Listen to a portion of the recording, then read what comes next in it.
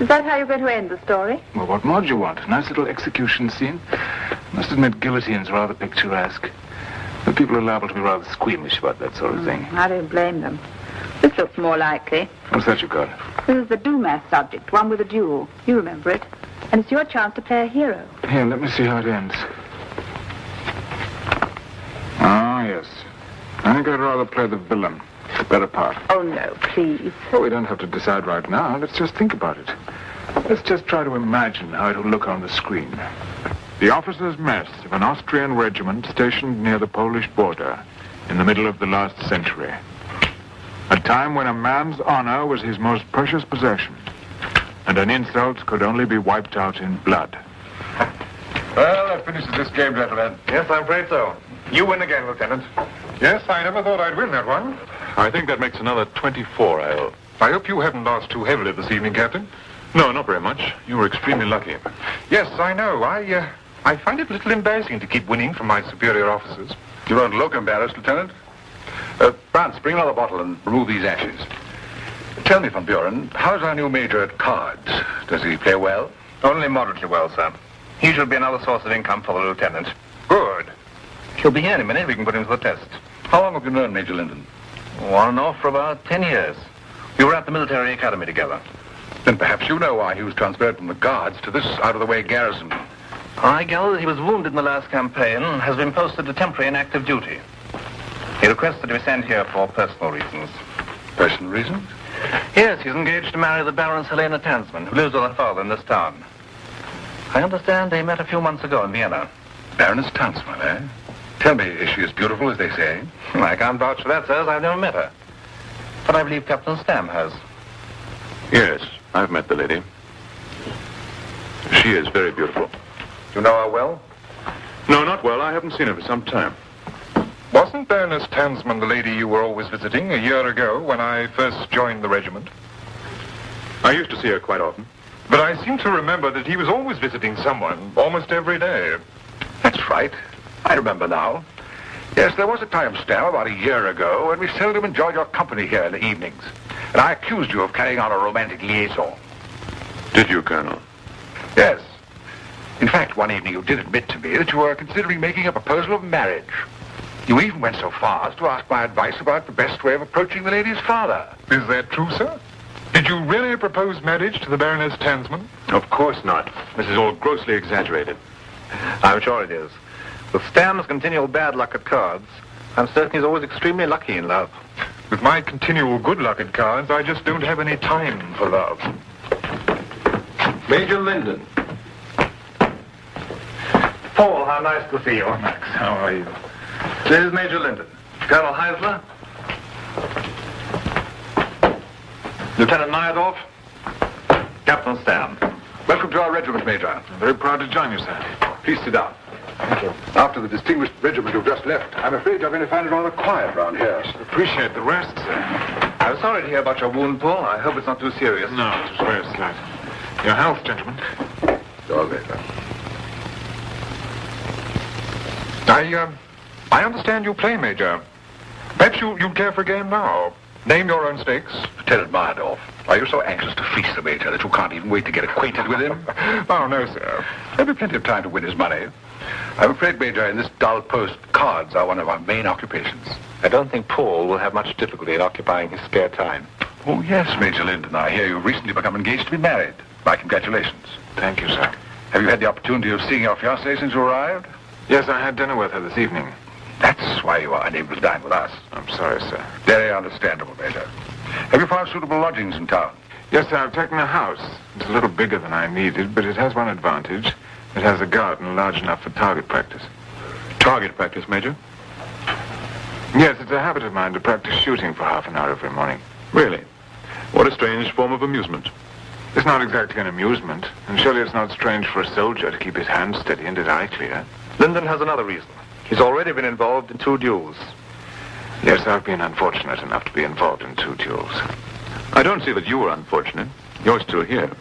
Surely it's your opponents who are unfortunate. As it happens, both my opponents are still living. Perhaps I expressed myself badly. What I meant to say that a duel is always unfortunate for both parties involved. And yet you practice shooting every morning to be ready for your next duel.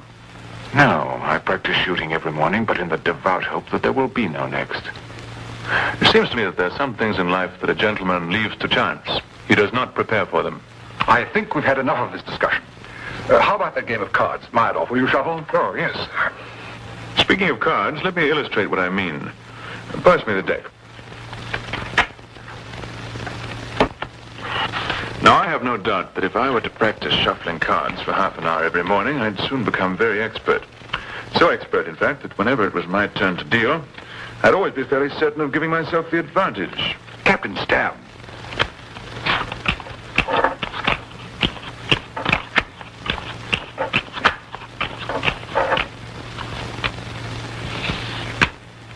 Yes, there we are. The 4 aces. I was afraid I'd forgotten the trick. I haven't done it for years. But I'm quite sure that if I practiced with the cards every day, I'd soon become very sleight of hand, which would be useful when the stakes were high and I was in a tight corner. What exactly are you insinuating? I'm not insinuating anything, Major. I'm merely expressing the opinion that to me there seems very little difference in principle between practicing marksmanship and practicing shuffling cards. Are you comparing me with a card sharp? Comparing you with a card sharp? Yes, if that's the way you wish to take it. It's the only way I can take it. Gentlemen, enough of this. I should appreciate it if this conversation were not carried any further. Please sit down, Major Linden. And let me give you some more wine. Well, how about that game Meyerdorf is so anxious for? Good idea. Will you join us, Linden? Yes, sir. Splendid. Let's cut for deal. High card deal.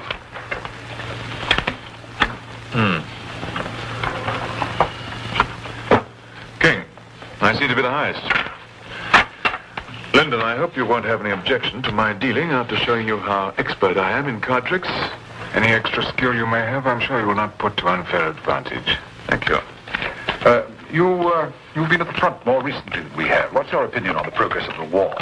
I think it's going fairly well, sir. As you know, most of the action is in the northern sector. Our line seems to be holding firm.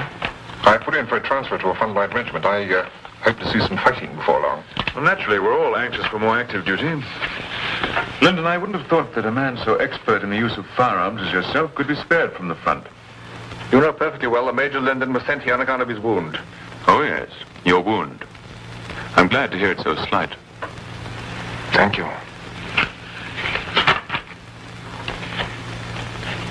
Seems a long time since we were playing cards together, Max. Yes. Must be 4 or 5 years. Though if it is such a slight wound, I'm surprised you should have requested to be sent away from the front. I did not request to be sent away from the front. I was ordered to garrison duty and merely requested to be sent to this garrison. You certainly picked one of the quietest and safest. You can practice your marksmanship in your garden without any danger of incurring further wounds. That's enough, Captain Stam. I won't have you talk to me like this. I'll talk as I please. Just because you outrank me, Major, is no reason why I shouldn't speak my mind. Rank has nothing to do with it. Gentlemen, please. I'm sorry, Colonel. This has gone far enough. Ever since I came into the room, this man has deliberately tried to provoke a quarrel. You've insulted me as I've never been insulted before in my life. You've virtually called me a coward to my face. I don't know why you've acted in this way, but whatever your motive, I've no alternative but to demand that you give me satisfaction. I shall be happy to give you satisfaction, sir. Lieutenant Meyerdorf, as you were a witness to this incident, may I rely on you to give me your assistance? Yes, Captain. Max, can I count on you? Of course, Paul, gladly. Very well, then. The 3 of us can make the necessary arrangements. Naturally, you know, Major, that as it was you who challenged me, I have the privilege of choosing all the conditions: weapons, time, place, and distance. Yes, I'm aware of that. Captain Stam, I'm at a loss to understand your behavior this evening. But now that the affair has reached this stage, it's out of my hands. However, I'm sure the matter will be conducted honorably, as befitting your rank and regiment. I shall endeavor to conduct it honorably, sir. Of course, I'm not so well practiced in these matters as the Major. I'm very sorry that this should have happened, sir. It's I who must apologize to you that such a thing should have happened on your first appearance here. It was entirely unprovoked on your part. You had to do what you did. And in the circumstances, I should have done the same. Thank you, sir. Where shall I find you later, Paul? I shall be at home. It's the last house on Frederick Street. And Max, accept whatever conditions he demands. Very well. Good night, gentlemen. Stam, we've served together in this regiment for more than 3 years. We've never been on very intimate terms, but I thought I knew you better than this. Your complete lack of manners and your deliberate rudeness have amazed me. I should never have dreamed you capable of such conduct. What's the matter with you, man? Are you drunk? Not in the least. I'm quite sober. Are you?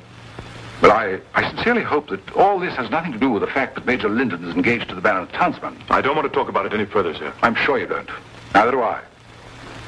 I leave you gentlemen alone to settle the details of this unpleasant business.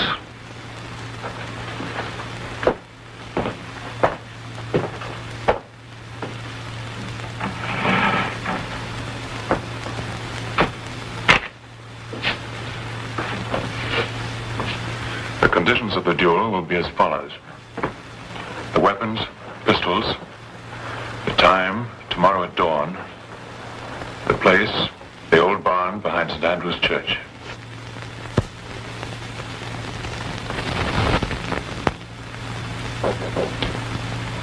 Come in. Helena. What are you doing here? Your servant let me in. I had to see you, Paul. Is it true Is what true?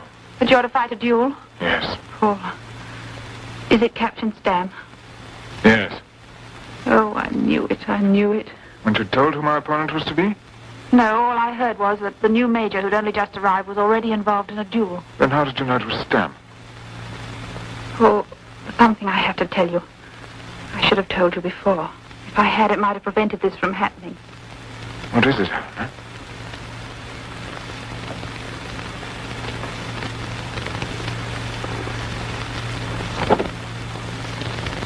Just a year ago since Captain Stam asked me to marry him. What? I used to see him often. He came to the house almost every day to play chess with my father. I looked upon him as just a friend, and I thought he regarded me in the same way. Then one day he asked me to marry him. I refused and told him that if we were to remain friends, he must never mention it again, but he persisted. He did everything he could to make me change my mind. And then I became quite frightened of him. Just to get away from him that I persuaded Father to take me to Vienna, where I met you. And since you came back from Vienna, have you seen him? No. He called on me the day after I returned home, but I didn't see him. I wrote him a note and told him that I was engaged to marry you and asked him not to call again. I see.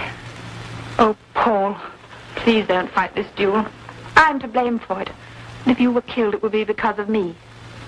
How do you think I could live the rest of my life knowing that? You mustn't for my sake. I'm afraid it's too late. There's nothing I can do now. Oh, it's not too late. This stupid little town. Who cares what happens here? Whether you fight the duel or not, what does it matter? I'm afraid it does matter. Oh, why? Why? Darling, you know why. You know the code of honor under which we live. You know what they call a man who's insulted and then takes no action. Words, just silly words. Code of honor, insults. What do they mean? To a soldier, they mean practically everything. I just don't see it. I don't. Helena, I'm a professional soldier. And what is that? A man who wears a pretty uniform. A man who's studied military tactics. A man who knows by heart the names and achievements of all the great generals of the past and hopes one day to be a great general himself.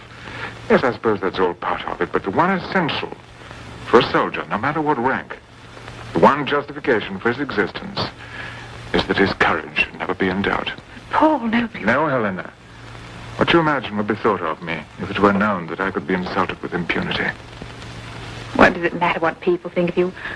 I don't care about other people's opinions. I want you and only you. You could leave the army.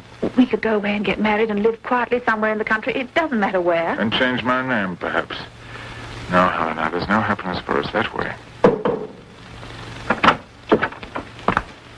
Oh, I'm sorry, Paul. I didn't know you had a visitor.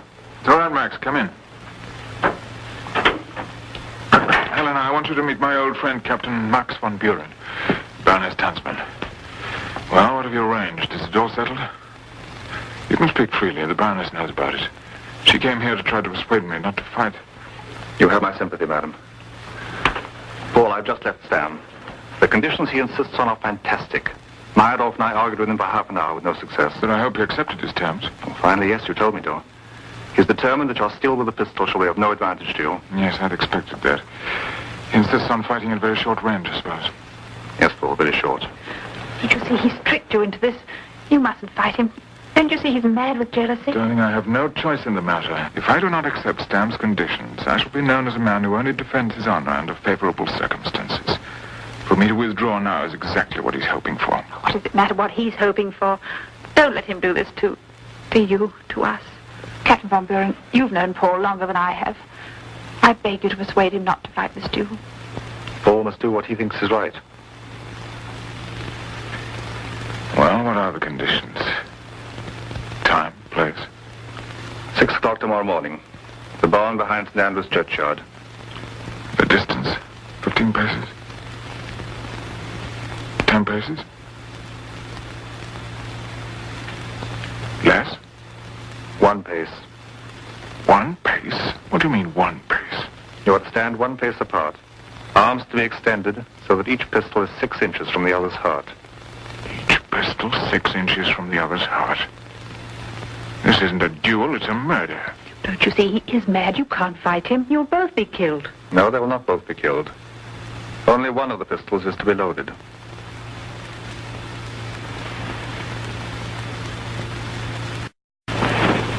You rang, milady? Yes, Anna. You've heard about the duel? Yes, milady. Everyone's heard about it. You know the old barn? The back of St. Andrew's churchyard? Yes, I know it. That's where the duel is to be held. I want you to go there before 6 o'clock and give this letter to Major Lyndon. I want you to be sure he gets it before he goes into the barn. And then I want you to wait there at a distance so that the others don't see you.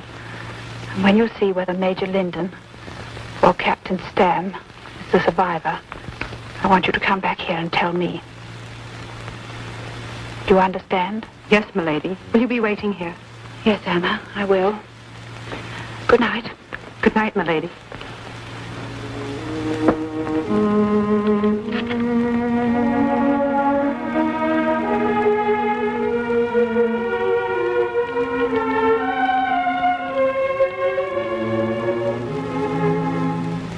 My darling father, this is perhaps the last letter I shall ever write to you. Tomorrow morning, a duel is to take place between Captain Stam and Major Lyndon, whom you know I love more than anyone in the world. The terms of the duel are such that one of them is bound to be killed. And if it is Paul, as I'm terribly afraid it will be, then it will be impossible for me to go on living. I will complete this letter to you tomorrow morning after the duel, when I know Paul's fate and mine.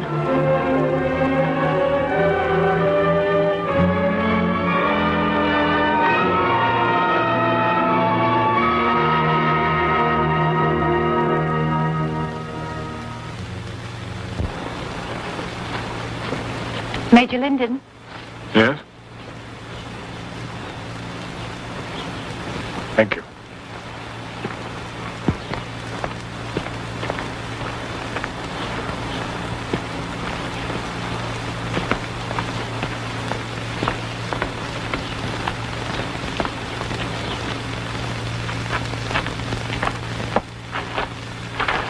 This is the place. It's a very picturesque setting. You must be early. Paul, this is one last plea. I beg you to put our love before everything else and not to go through with the duel. For the sake of both our lives. I love you and need you. Oh, here's Colonel Heisler. Good morning, sir. Good morning. Good morning. Major Lyndon, allow me to present Dr. Colmar. You know from Duran, I believe, Doctor. I apologize for getting you up so early, sir. I see you brought your instruments with you. Yes. But if this duel is going to be fought under the conditions described to me, I don't think they'll be of much use. It is obvious that no one will be wounded. One of you will be dead. Good morning. Good morning, Doctor. Well, is everyone ready? Shall we commence? It's just about to strike 6. Before we go any further, I assume there's no hope of reconciling you two gentlemen. But surely it's not too late to change the fantastic conditions under which you're to fight. The conditions were agreed to by both parties, and I don't propose to change them. Of course, if Major Lyndon is afraid to engage in a duel in which he has no advantage and wishes to withdraw, I'm sure we shall all understand. Let us proceed. Meyerhoff, will you mark the distance?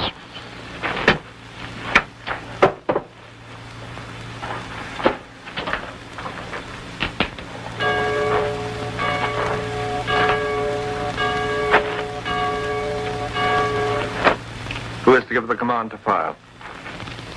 You, Colonel? No, I'd rather not. I'd be very grateful if you would, sir. Very well. I shall say, take aim. I shall then count 1, 2, 3. On the word 3, you will both fire. Pistols. Just a moment. Stam, do you know which of these 2 pistols is loaded? What does it matter, since Lyndon has the choice?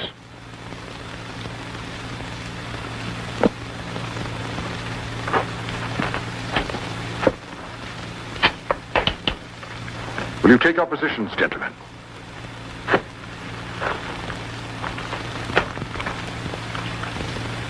Are you ready, Captain Stam? Quite ready. And you, Major Lyndon? Yes, sir. Well, how do you feel now? In these circumstances, all those hours of target practice are rather wasted, aren't they? Take aim.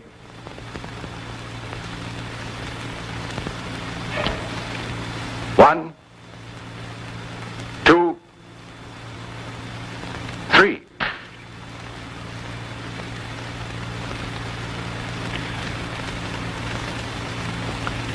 And it seems you made an unlucky choice.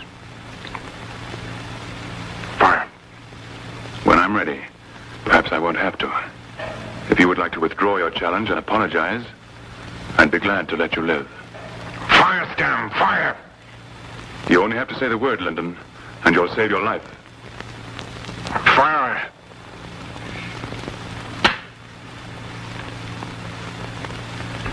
Yes, I must confess I played a little trick. Neither of the pistols was loaded. You're a braver man than I expected, Lyndon. Stay where you are, Stam. I've not yet grasped the full significance of what you've just done, but I'm sure it's one of the most despicable acts I've ever witnessed. Really, Colonel? Would you prefer it if Lyndon lay there dead? That is not the point. Meyerhoff, did you know that neither of the pistols was loaded? No. Captain Stam didn't give them to me until just before we got here. He told me one of them was loaded.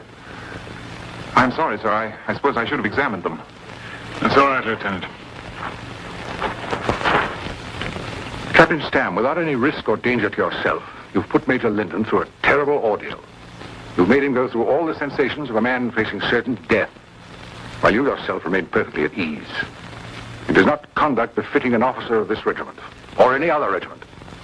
And I'm sure I speak for all of us when I say we cannot continue to serve with you. I shall be obliged if within 24 hours you let me have a letter resigning your commission. As you wish. A very clever little scheme. Yes, Paul. If you had weakened, if you had begged for your life as he expected you to, he wouldn't have had to fire his pistol, and his trick would never have been discovered. I'd like to say how proud I am of the way you conducted yourself. Fred, there's very little to be proud of. On the contrary, after this incident, no one's likely to question your honor or bravery.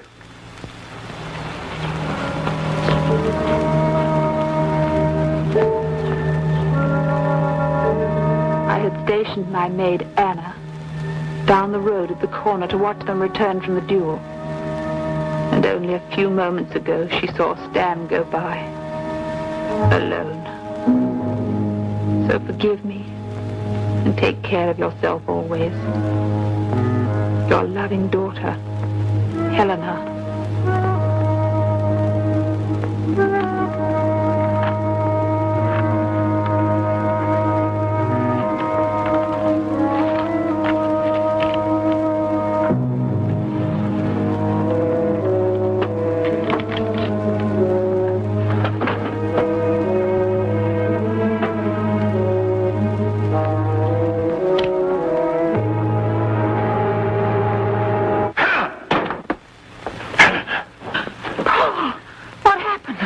Duel, at least no shooting. It was a trick. But Stam went by. Sam went by alone. And you thought that I... Oh. No, Paul. Promise me that... Helena.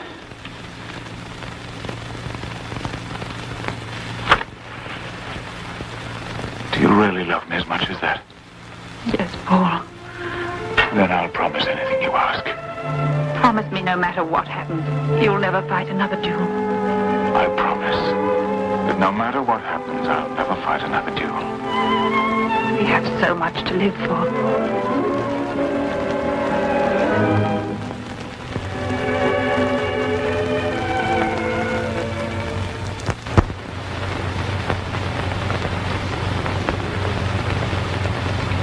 I promise never to fight another duel, he says. You think he'll keep his promise? I think that lady will be capable of keeping him in line. I'm sure they both had the best intentions in the world, but a man can't change his nature. And this particular fellow seemed to be such a sanctimonious type that people will go on provoking him into fighting duels for the rest of his life. And provided he stays in the army, he can't very well duck them. Remember, you've been involved in 2 duels before the story started. I assume you'd rather play the villain. Yes, I would, but that's beside the point.